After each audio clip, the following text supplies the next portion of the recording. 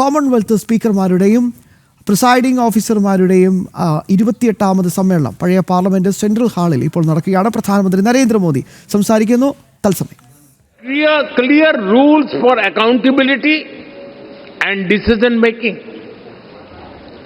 Our democratic values have been tested by time, supported by diversity, and strengthened generation after generation. Friends, Commonwealth की कुल जनसंख्या का लगभग 50% हिस्सा भारत में बसता है.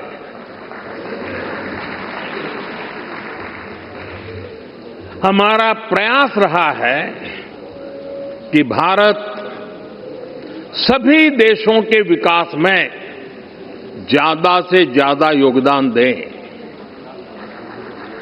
कॉमनवेल्थ के सस्टेनेबल डेवलपमेंट गोल्स में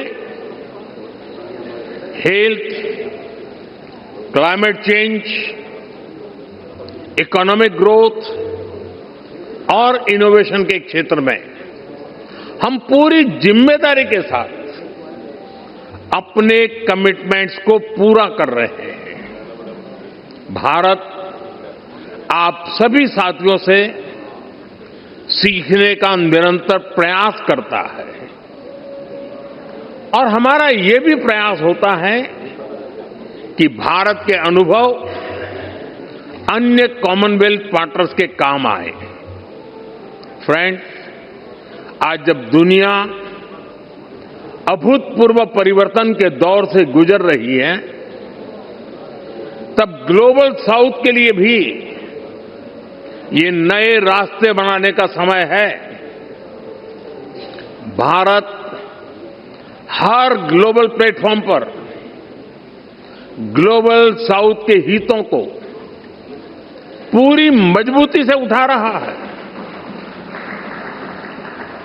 अपनी G20 अध्यक्षता के दौरान भी भारत ने ग्लोबल साउथ की चिंताओं को वैश्विक एजेंडे के केंद्र में रखा है. भारत का ये लगातार प्रयास है कि हम जो भी इनोवेशन करें उससे पूरे ग्लोबल साउथ को लाभ हो, कॉमनवेल्थ देशों को फायदा हो. हम ओपन सोर्स टेक प्लेटफॉर्म भी बना रहे हैं ताकि ग्लोबल साउथ के हमारे साथी देश भी अपने यहां भारत जैसी व्यवस्थाएं विकसित कर सकें. फ्रेंड्स, इस बार की कॉन्फ्रेंस का एक प्रमुख लक्ष्य ये भी है कि कैसे हम अलग अलग तरीकों से पार्लियामेंट्री डेमोक्रेसी की नॉलेज और अंडरस्टैंडिंग को प्रमोट करें.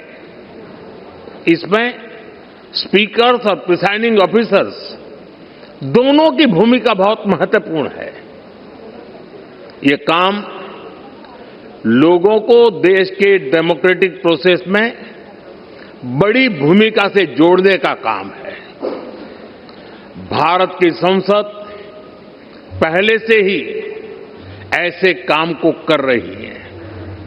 Study tours, customised training programmes और इंटर्नशिप के माध्यम से जनता को संसद को और करीब से जानने का मौका मिला है. हमने अपनी संसद में AI की मदद से डिबेट्स और हाउस प्रोसीडिंग्स को रियल टाइम में रीजनल लैंग्वेजेज में ट्रांसलेट करने का काम शुरू किया है.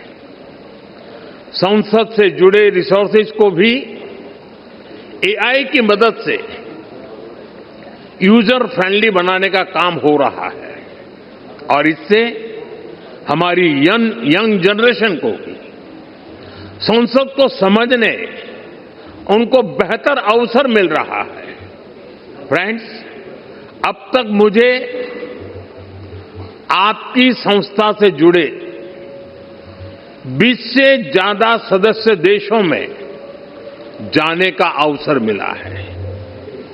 कई सांसदों को संबोधित करने का सौभाग्य भी मिला है। जहां जहां मैं गया मुझे बहुत कुछ सीखने को मिला। मैं हर बेस्ट प्रैक्टिस को लोकसभा के हमारे अध्यक्ष और राज्यसभा के चेयरमैन और डिप्टी चेयरमैन महोदय के साथ आकर के तुरंत अपने अनुभवों को साझा करता रहा हूं।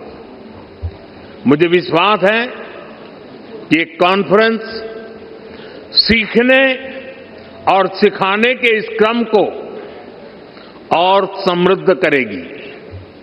इसी कामना के साथ आप सभी को मेरी बहुत बहुत शुभकामनाएं। धन्यवाद।